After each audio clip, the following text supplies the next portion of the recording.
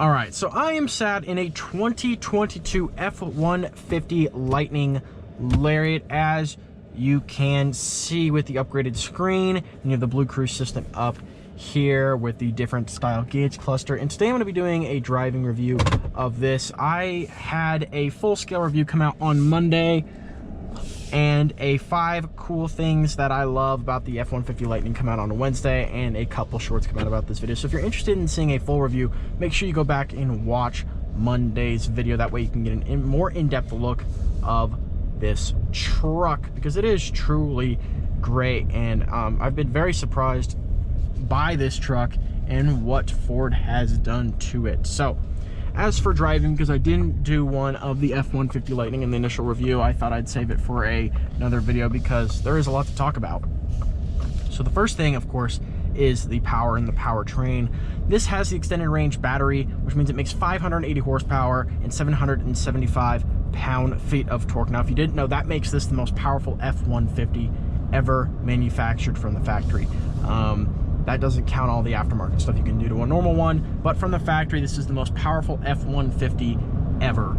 And that says something, and I think they're trying to push that, the electric vehicles that they make, by saying that this is the most powerful F-150 they've ever made. It shows that this truck is capable of quite a bit. The Mach-E is also extremely powerful and makes a load of torque. It's one of the most powerful Mustangs ever made from the factory, which is pretty incredible. So I think Ford's doing that stuff to really push their electric line of vehicles, and that's apparent in the Mach-E and in the F-150 Lightning.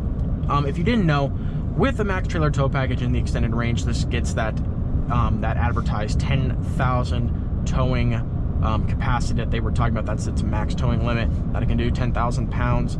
You have to make sure you have the right configuration for that, which this one does. You have to have the all-season tires, and you have to have that max trailer tow package, which allows that to reach that 10,000 pounds. If you don't have the all-seasons, it's fine. You just lose about 600 pounds of towing, but that's such a marginal amount, and you really shouldn't be taking it up to around 9,400 pounds if your max is 10,000 anyways. It's kind of getting close to the limit. But yeah, if you do want more powerful F-150s when it comes to towing, you're going to want to go for one of their gas engines that can tow well over 10,000 pounds. You don't really want to bring an electric vehicle to its limit. So the next big thing is actually utilizing that 775 pound-feet of torque, which is, it's super accessible. Now, I guess this right now is where we'll test if it has the same problem the Mach-E does, where it just falls on its face after 80 miles an hour. So if we're at 56 right now, so we can do an acceleration from around 60 or 55. It is pretty quick, and it doesn't really fall too flat on its face after 80 miles an hour. It does feel really quick. I mean, it's not going to be as fast as a sports car, but this is still a really quick truck, and that instant torque that you get out of an electric motor, where it pushes as much torque out as it can when you're full down on the accelerator, it does provide a nice and thrilling experience, especially from 0 miles an hour. The 0 to 60 on this car is pretty impressive. At least it feels pretty impressive. I do not have the testing gear for it on me right now, but I'm sure it's mid 4-second range, which is impressive for a heavy full-size pickup truck to be able to do. Now, as for range, the extended battery gets around 320 miles, depending on how you drive the vehicle. Right now, we're about 2/3 left of the battery is left, and about 187 miles worth of range, which comes in a little shy of 320, but it's more than the base one, which is around 240. So it's not bad. You will run out of range faster if you are towing things or you're hard on the accelerator. You're just going to run out of range faster. That's basic math in any electric vehicle. If you use more of it, you're going to run out of it faster. So just keep that in mind if you do own one of these. If I were to buy an F-150 Lightning, I would definitely go for the extended range. I would not go for the standard range motor. 240 miles is not going to be enough for a lot of people. Granted, you can charge these overnight, have them 100% by the morning if you have the correct charger for it. But still, if you're doing long road trips, you're going to want that extended range. And if you want that extra towing capacity and power, especially horsepower, because it gets about a 100 horsepower bump, you're going to want the extended range battery over the single standard range battery.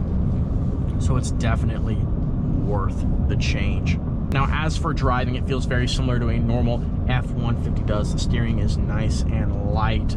Such a big vehicle, you don't want to have to really crank the steering wheel to get it to turn. And the suspension is nice and soft and soaks up a lot of bumps in the road. The F-150 has always been a really, really comfortable truck to drive, in my opinion. One of the nicest. Sometimes, every once in a while, you will get a harsher bump, and it will kind of feel jarring. But for the most part, the truck is super, super comfortable to drive. The infotainment system with the climate controls in the infotainment system, I think I should point this out, because any car that has their climate controls embedded into the infotainment system and that operating system, it kind of causes a conflict, because it can be a little complicated to get your hands onto the right button if you're trying to focusing on driving, and you don't want to look down here to press all your climate control buttons, which can be quite annoying, especially if you're hitting the wrong button and causing the wrong things to happen. So it's just important to keep in mind that you are going to have to take your eyes off the road for just a second to be able to hit those buttons correctly. And operating systems, they're not always the most responsive. That's just computers for you. They don't always work to 100%, especially if they're just starting. So if you start the truck up and start driving, you might encounter a point where it's a little bit laggy, and you don't want to go through that. It's just something to keep in mind that personally, I'm not a fan of having climate controls and audio equipment embedded into the infotainment system. It takes your eyes off the road. That's why a lot of cars now have the dial that allow you to control the infotainment system without actually using the touchscreen, which is a much nicer way of doing it. But it's just important to remember, you will be sort of distracted trying to do everything down here, and you'll be taking your eyes off the road. Luckily, this does have safety features. So it has things like Ford's Blue Cruise system, which we can actually set up right now. So you're going to want to activate the adaptive cruise control, which you can do by pressing the cruise control button right here. And then Blue Cruise on, watch the road. So Blue Cruise is now on, and it's set to a speed of 48 miles an hour. We can speed it up to 55, why not? So Blue Cruise is currently on. My hands are off the steering wheel completely in the control. Well, yeah, see, it's telling me to keep my hands on the steering wheel even though it says Blue Cruise is on. That is a tad bit weird. It should be reading my eyes to tell me whether or not I'm watching the road or not, which is important. It wants you to keep eyes on the road so you can take your hands off the steering wheel. That way you know that way the system knows that you're not going to get in a wreck. Though it is telling me to keep my hands on the steering wheel, which is a little odd because it shouldn't be asking me that at all, because I'm not taking my eyes off the road. So I'm guessing it's going to be a little finicky. It is a new technology from Ford that just came out. All right, so we're going to do somewhat of a pull on this red light right here. Woo-hoo-hoo! This thing just rockets. Oh my gosh. Oh my. Okay. Yeah, so that's the 0 to 60 pull on that, and I stopped directly when it hit 60. That has to be less than 4.5 seconds.